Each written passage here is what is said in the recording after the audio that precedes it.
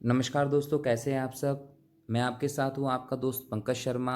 और आज के हमारे इस वीडियो में हम बात करने वाले हैं भूगोल के सिलेबस के बारे में और साथ ही साथ चर्चा करेंगे भूगोल का अध्ययन कैसे करें।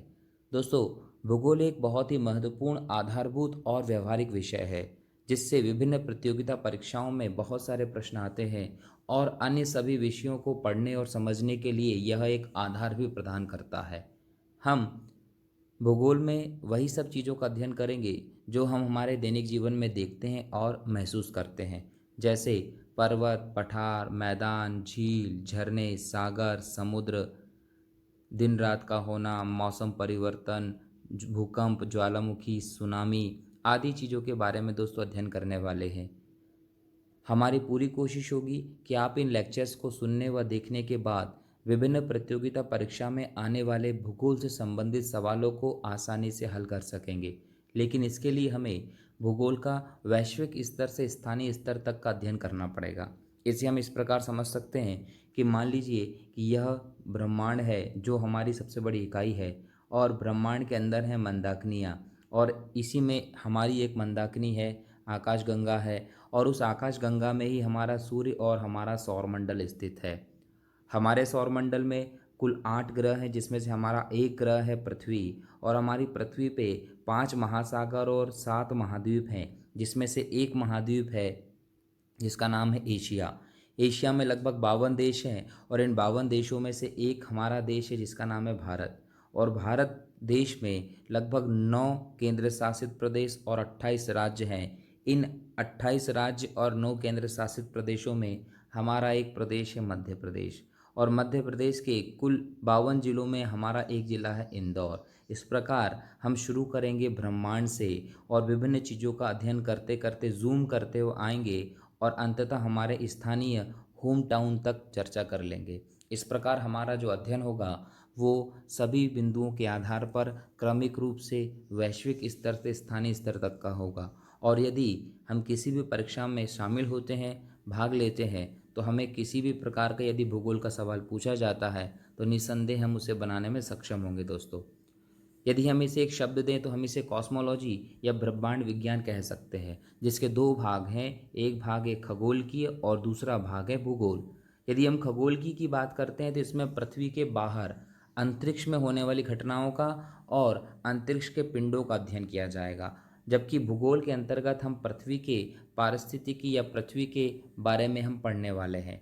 दोस्तों, भूगोल को हम दो भागों में बांट कर पढ़ेंगे। एक होगा विश्व का भूगोल और दूसरा होगा भारत का भूगोल। विश्व के भूगोल में हम वैश्विक स्तर की घटनाओं का अध्ययन करेंगे और भारत के भूगोल में हम भारत की घटनाओं और चीज़ों का अध्ययन करने वाले हैं। सबसे पहले हम बात करते हैं खगोलकी के पाठ्यक्रम के बारे में कि हमें खगोलकी के अंतर्गत किन किन महत्वपूर्ण विषयों पर चर्चा करनी है। दोस्तों, हम सबसे पहले बात करेंगे ब्रह्मांड की उत्पत्ति की और उससे संबंधित सिद्धांतों के बारे में। हम देखेंगे कि ब्रह्मांड की उत्पत्ति कैसे हुई और इसके संदर्भ में बिग बैंग थ्योरी क्या है, इसके क्या मायने हैं, इसकी क्या विशेषता है, यह कब आई और क्या चीज़ है। दोस्तों, इसके बाद हम अगले टॉपिक में बात करने वाले हैं आकाशगंगा के बारे में। आकाशगंगाएं असंख्य तारों का समूह होती हैं। यहाँ हम जानेंगे कि इनकी विशेषताएं क्या हैं, आकाशगंगाएं कितने प्रकार की हैं और हमारी आकाशगंगा क्या है, कौन सी है। इसके बाद हम बात करेंगे तारों की। तारों की बात करेंगे। आकाशगंगा तारों से मिलकर बनती है, इसका मतलब उसके लिए इकाई के रूप में काम करेगा तारा। तो तारा क्या है, तारे का जीवन चक्र क्या है। तारे का जीवन चक्र के अंतर्गत हम अध्ययन करेंगे कि तारा जन्म लेता है और अंततः मृत्यु तक अपनी यात्रा करता है। तो इस पूरे दौर को हम तारे का जीवन चक्र कहेंगे।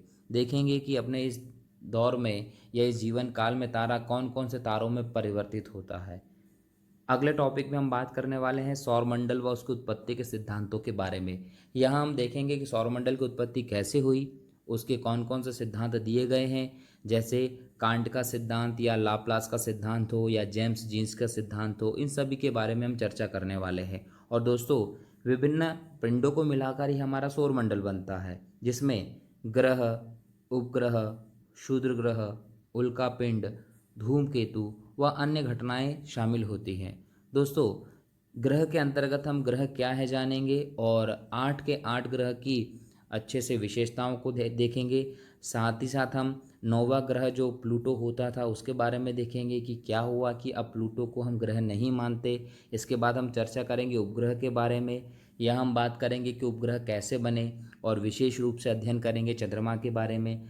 आगे जाके हम देखेंगे कि क्षुद्र ग्रह क्या होते हैं और उल्कापिंड क्या होते हैं, इन दोनों में क्या अंतर है, क्या ये दोनों एक ही चीज़ है या दोनों अलग अलग हैं। उल्कापात क्या होता है, उल्कापात अर्थात उल्कापिंड के गिरने से क्या प्रभाव पड़ सकता है, धूमकेतु क्या होता है, इसके क्या मायने हैं, इन सभी चीज़ों के बारे में अध्ययन करेंगे हम सौरमंडल के इस टॉपिक में।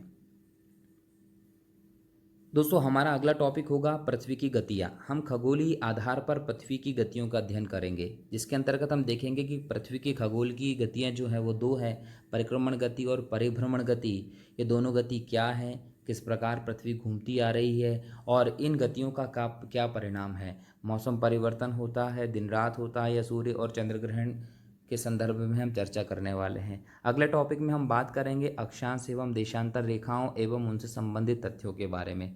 यहाँ हम देखेंगे कि अंतर्राष्ट्रीय समय रेखा क्या है, तिथि रेखा क्या है, समय का निर्धारण कैसे होता है, तिथि का निर्धारण कैसे होता है, मानक समय क्या होता है, इन सभी चीज़ों पर अध्ययन करने वाले हैं दोस्तों।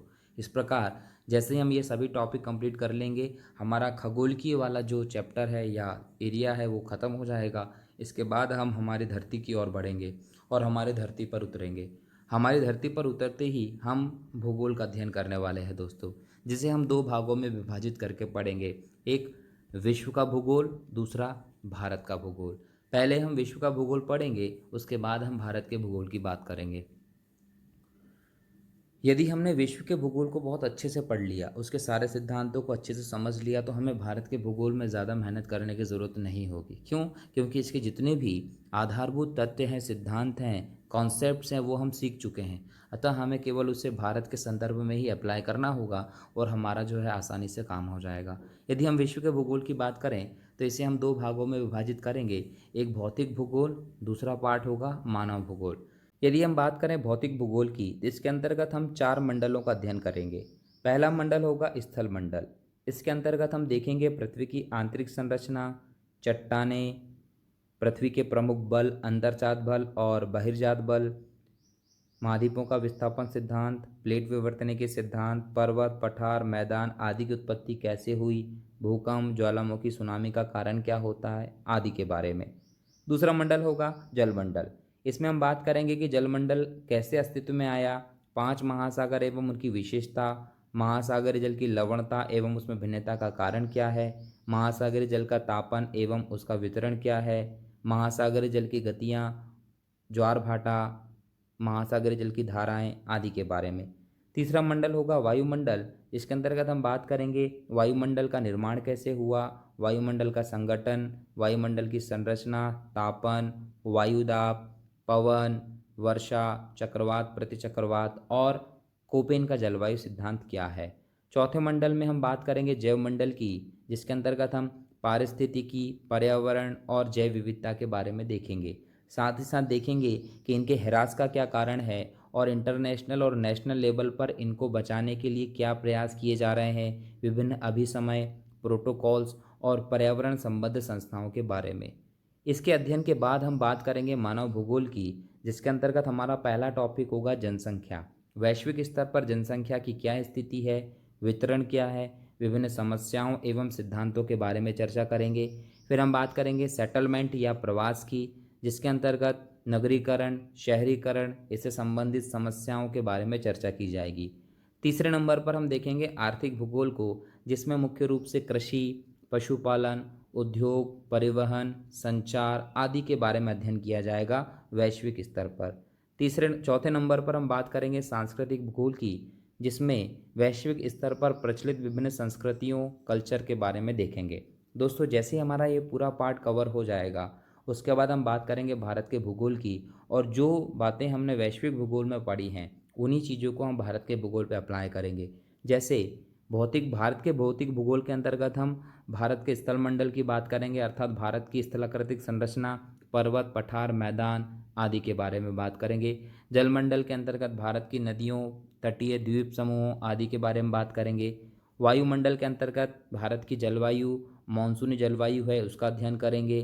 और विभिन्न सिद्धांतों को देखेंगे। जैवमंडल के अंतर्गत भारत की पारिस्थितिकी, जैव विविधता आदि के बारे में अध्ययन करेंगे। और भारत के मानव भूगोल के अंतर्गत भारत की जनसंख्या के बारे में, भारत के प्रवास की समस्याएं या प्रवास की स्थिति क्या है इसके बारे में, आर्थिक भूगोल के अंतर्गत भारत के उद्योग, संचार, ऊर्जा, कृषि आदि के बारे में चर्चा करेंगे। और भारत के सांस्कृतिक भूगोल के अंतर्गत हम भारत की संस्कृति के बारे में चर्चा करेंगे। जनजातियों के अंतर्गत कौन से नृत्य, त्योहार, उत्सव प्रचलित हैं आदि के बारे में देखा जाएगा। तो दोस्तों यह है भूगोल का सिलेबस, जिसे हम हमारी इस ऑनलाइन वीडियो सीरीज़ में भूगोल के लेक्चर्स के दौरान कंप्लीट करेंगे। और आशा करता हूँ कि आपको सिलेबस समझ में आया होगा और आप संतुष्ट होंगे। मेरे साथ बने रहने के लिए धन्यवाद। जय हिंद, जय भारत।